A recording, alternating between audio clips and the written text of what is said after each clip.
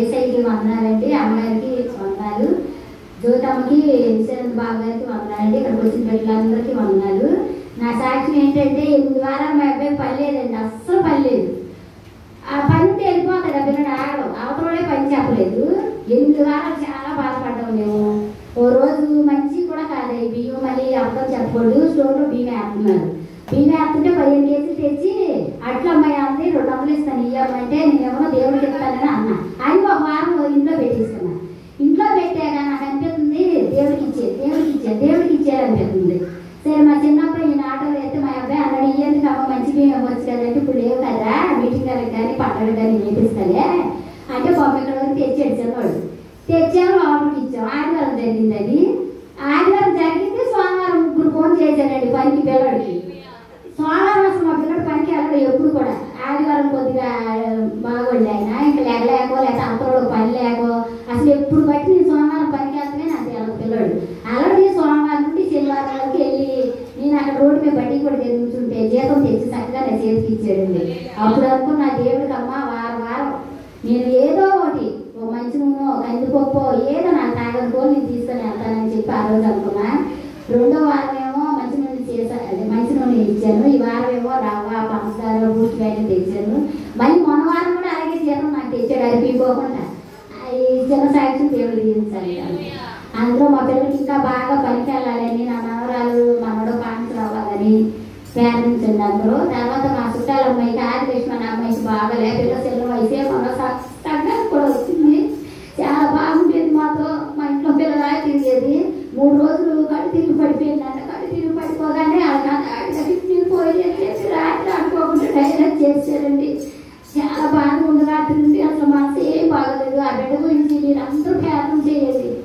ఈ చిన్న సాక్ష్యం దేవుడు చేస్తాను.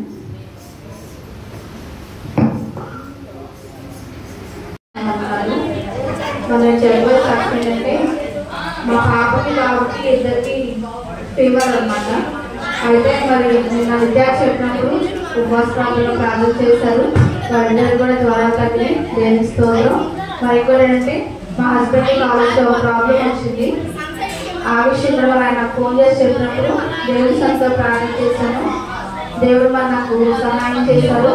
ఆ ప్రాబ్లమ్స్ కూడా సొల్యూషన్ ఇచ్చారు. దేవుడి స్తోత్రం. ఇచ్చిన సాక్ష్యం దేవుడు ఇచ్చారు. దేవుడు నాకు నా సాక్ష్యం ఏంటంటే పిల్లల గురించి అడిగి టైం తగ్గట్లేదు, టైం తగ్గపోతే మళ్ళీ హాస్పిటల్ తీసుకెళ్తే జాయిన్ అయ్యమన్నారు. హాస్పిటల్లో నిన్న ఎక్కువైపోయింది. కనీసం ప్రార్థన చేసుకున్నాను. నిన్న సాక్ష్యం చెప్పడానికి అనుకున్నా. తగ్గిపోయింది. నా రిపోర్ట్ రామన్నారు. ఏం రామంటే చాలా దేవుడు సినిమాషన్ దేవుడు. తర్వాత ఆయనకి కేవైసీ కట్టాను. కొట్టిన తర్వాత ఆయన పేరు మీద వేరే ఆయనది లోన్ పెట్టారు. పెట్టిన తర్వాత 11వ తారీఖు ఆయనకి కేవైసీ కొట్టిన తర్వాత నెక్స్ట్ 1 వీక్ కూడా కాలేదు, పోలీసులు వచ్చారు. వచ్చి ఇలాగా ఒక కస్టమర్ ఉన్నారు, ఆయనది లోన్ పెట్టారు 4,50,000.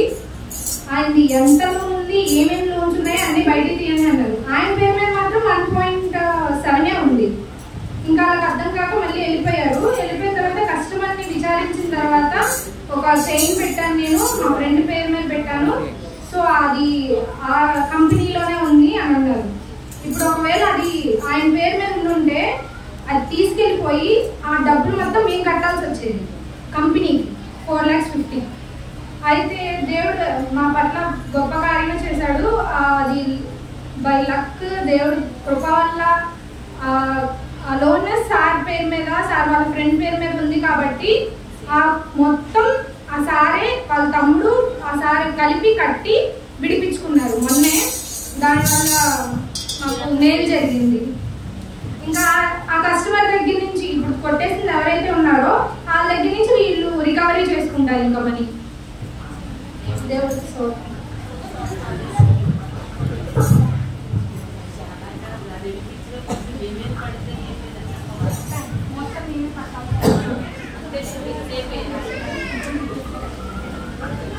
దేవుడికి వందనాలు.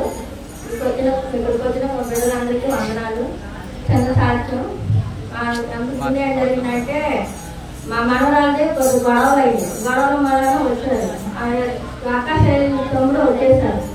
వస్తే అక్కడ ఆ పిల్లకి ఏదో మందు పెట్టారండి అంటే కక్కియాలంటే ముందు కక్కిమన్నారు. తర్వాత మందు కక్కించినాక నైట్ బాగా కడుపులో నొప్పి వచ్చేసింది. పేగు నొప్పులని అల్లాడిపోతుంది.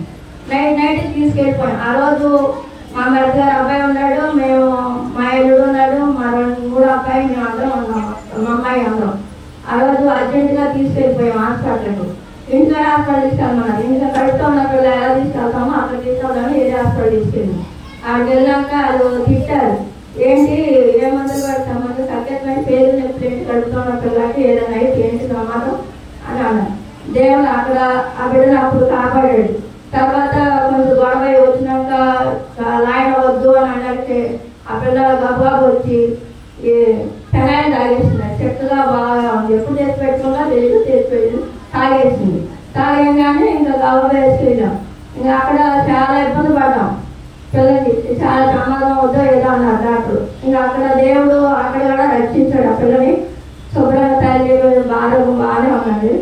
తర్వాత 4 రోజులు పోయిన తర్వాత పిల్లోడికి బుధవారం రోజు నైట్ 2:30కి వాంతులు, ఇరవై కడుపులు నొప్పి. ఆ పిల్లడు మాకు చెప్పలా. తర్వాత మేము తెల్లారుజామున 4 గంటలకు లేచి రోజు పేరు చేసుకుంటాం. ఆ పేరు చేసుకొని మహం కడుపుకుండా వెళ్తే మళ్ళీ పిల్లడు బాత్రూమ్కి వెళ్తాను రా అంటున్నాడు.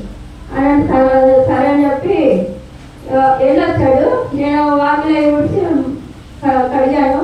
ఇంకా అలవయ్యేటప్పటికి ఇంకా బాగా వాంతి చేసుకొని పిల్లడు నేర్చుకున్నాడు. అలా అక్క నేను అక్కడ నేర్చునే ఉంది. వాళ్ళిద్దరూ అన్నాము ఏంటి ఎలా చేస్తున్నా అంటే నాకు బాగాలేదు వాంతి చేస్తున్నానంటే ఇంకా నేను పనికి వెళ్ళేదాన్ని ఆగిపోయి గౌరవ బయటకు వచ్చాక అంతే మా అల్లుడు బండి తీసుకొని బయటకు వెళ్తున్నారు, పనికి వెళ్తున్నారు. కొంచెం పిల్లలు ఎక్కించుకెళ్ళు హాస్పిటల్ అంటే పలానా అక్కల దగ్గర ఉన్నామని చెప్పారు. ఆ దగ్గర తలుపు కొడితే అది ఎవరికి ఇలా గవర్నమెంట్ హాస్పిటల్ వేసుకెళ్ళాం. వేసుకెళ్తే అక్కడ ఇండక్షనల్ తగ్గింది. ఇండక్షనల్ చేస్తారు తగ్గింది. కడుపులో నొప్పి వాంతులు కాకపోతే మేము స్టాండ్లో తిరుగుతామమ్మా. ఫస్ట్ స్టాండ్లో తీసామంటే ఆ స్టాండ్ తీశారు. ఆ చిన్న స్టాండ్లో అది కనబడుతుంది అని బాడీ మొత్తం తీశారు. తీసినాక పిల్లాడికి ఇలాగా ఇన్సూరెన్స్ వచ్చింది, గిడ్డలో రాళ్ళు వచ్చింది అని చెప్పారు. సరే ఆ రోజు అయిపోయింది. ఆ 2వ రోజు కూడా కొద్దిగా మొదలై వాడుతున్నా కడుపులో నొప్పి తగ్గిపోయింది. ఇంక ఈ పిల్లాడికి ఇంకా గుండెలో నొప్పి నీరసం అంటున్నారు. పెద్ద డాక్టర్ వచ్చి అన్నీ చెక్ చేసి చూశారు. చూసి మా అప్పుడు కూడా కర్ణాటకలో ఇలా జరిగిందండి, ఇలా వచ్చిందని చెప్పాం. అన్నీ చెక్ చేసి చూసి 2వసారి మళ్ళీ బాడీ మొత్తం తీసి చూసి పిల్లాడికి మొత్తం లివర్స్, కిడ్నీలు అన్నీ పాడైపోయి తాగుబోతులకు ఎలా వస్తాయో అలా అయిపోయి రక్తం కాడ మారిపోయి రక్తం పలసలు అయిపోయి బాత్రూంలోని కానీ ప్రాసలో కానీ వెళ్ళిపోతాయి. ఈ బెడ్ అయితే ఎప్పుడైతే గుండెకు తనేదో అప్పుడు అయిపోతాడు. మేము చెప్పలేము. 24 గంటల టైం ఇస్తున్నాం, 44 గంటల టైం ఇస్తాము. అది ఏ టైంలో అవుతుందో మేము చెప్పలేము. ఆ టైంలో అయిపోతాడు పిల్లడు, బతకడు అన్నాడు. అలవేమో అన్నాడు. మేము ప్రైవేట్ హాస్పిటల్ తీసుకెళ్తామండి అన్నాడు. నాకన్నా సీనియర్ కాదు ప్రైవేట్ హాస్పిటల్లో. ఇక్కడ చేసి వెళ్ళే వాళ్ళ ఏ డాక్టర్ అయినా మీరు తీసుకెళ్ళి డబ్బులు పోగొట్టుకోవాలంటే పోగొట్టుకోండి, పిల్లడి మట్టి అయితే బతకడు అని 3 సార్లు మమ్మల్ని పిలిపించి మాట్లాడాడు డాక్టర్. మళ్ళీ వచ్చిన వాళ్ళకి అందరికీ చెప్పాడు ఇంకా బతకడు అని. ఆ పిల్లడు ఇంకా అందరికీ చాలా ముందే అన్నాడు. పిల్లడు ఏమనంటే నిత్యానంద వస్తాడు, నా దగ్గర ప్రార్థన చేస్తాడు, నిత్యానంద వచ్చి ప్రార్థన చేస్తాడని ఒక అరగంట ముందే చెప్పాడు. మరి ఎవరు చెప్పారో తెలియదు అన్న వచ్చాడు, బాబు వచ్చాడు, భర్త భార్య ఎదురు వచ్చారు, ప్రార్థన చేస్తారు. అంతకుముందే మా కొడుకు కోడళ్ళు మా పిల్లలు వాళ్ళందరూ వచ్చి అందరూ సమాధానం చెప్పుకుంటాడు. నాది ఏదైనా తప్పుంటే క్షమించండి బాబాయ్ పిన్నెలాగా అని అందరినీ అడిగాడు. అలా అక్కని కూడా అన్నాడు, అక్క మన అమ్మ నాన్న ఉంటే వాళ్ళ చేయవు కదా, అమ్మ నాన్న పొరుగు నిలబెట్టు అని అన్నాడు. మేనమావి మావయ్య నా ఎక్కడ నువ్వే చూసుకో, నువ్వే చూడు, ఎవరు చూడు నా ఎక్కడ అంత అమ్మాని బతిపెట్టుకున్నాడు. ఆ బాగా చెప్పుకున్నాడు. ఇంక తర్వాత ఈ పిల్లలు ఏమన్నా వచ్చి ఇచ్చాను బాబు పాప ప్రార్థన చేశారు, చేతికి అప్పడం చేసి ఇచ్చారు. ఇచ్చినాము 10 నోట్లు ఏమన్నారు. ఆ వెంటనే కొంచెం 2 చుక్కలు వేసాను, చెరవేశాను. వీళ్ళు కింద దిగారో లేదో కాలం పోయింది. అది చిన్న సాగుతుంది. రేపు శనివారం కార్యక్రమం. అంతకుముందు అక్కడ 2 అక్కగారు చనిపోయింది. సంవత్సరం కూడా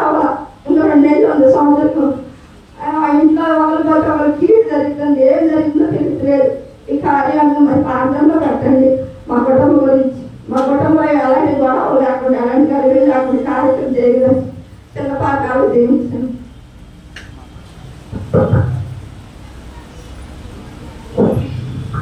హల్లెలూయా. మేము ఎప్పుడు మీ వెనకాలే ఉంటాం. దేవుని స్తోత్రం. మీ అందరి వందనాలండి.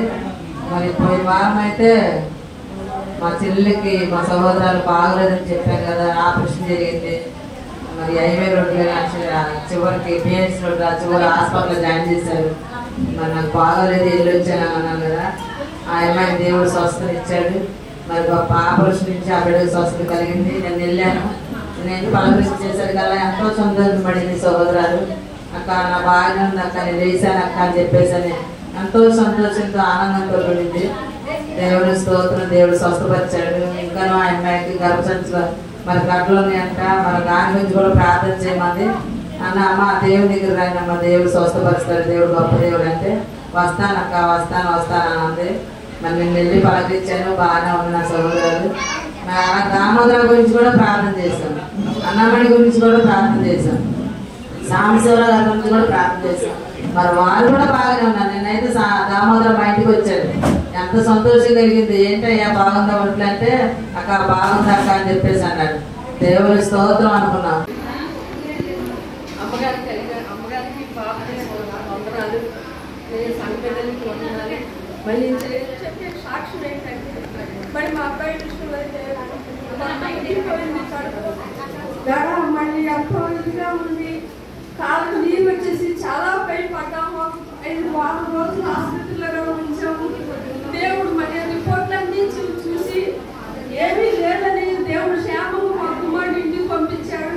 అలాగే కుమార్తె విషయంలో కూడా మళ్ళీ దేవుడు మా పట్టి ఎన్నో కార్యాలు చేశాడు.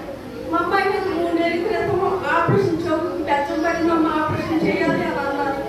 అంటే నేను అమ్మాయి ఇప్పుడు పిల్లలు చదువులు కదా, మరి మే నెలలో చేయించుకుందు, ఇప్పుడు ఆగిపోనన్నా నేను సరే అమ్మా అని. మళ్ళీ అమ్మ మే నెలలో వచ్చింది, హాస్పిటల్కి వెళ్ళిరా అమ్మా అన్న. నాకు ఫస్ట్ 40 రోజులు ఉపాసం ప్రార్థనలో నేను సన్నిధిలో ఉండి పడుకొని నేను రోజు ప్రార్థన చేసుకునేదాన్ని. ప్రభా నా బిడ్డ విషయంలో ఎన్నో కార్యాలు చేశాము. అలాగే పిల్లల విషయంలో కూడా మా అమ్మాయి విషయంలో కూడా మళ్ళీ ఈ గొప్ప కార్యం నువ్వు ఆపరేషన్ లేకుండా చేస్తావని నేను నమ్ముతున్నానయ్యా. మరి పిల్ల ఆసుపత్రికి వెళ్తుంది, డాక్టర్లు ఏమంటారో నాకు తెలియదు, నీ చిత్తమైతే ఆపరేషన్ లేకుండా చేయలేవా అని. ఒకరోజు పడుకుంటే నేను నా కళ్ళలో దేవుడు మా అమ్మాయికి ఆపరేషన్ చేసినట్టు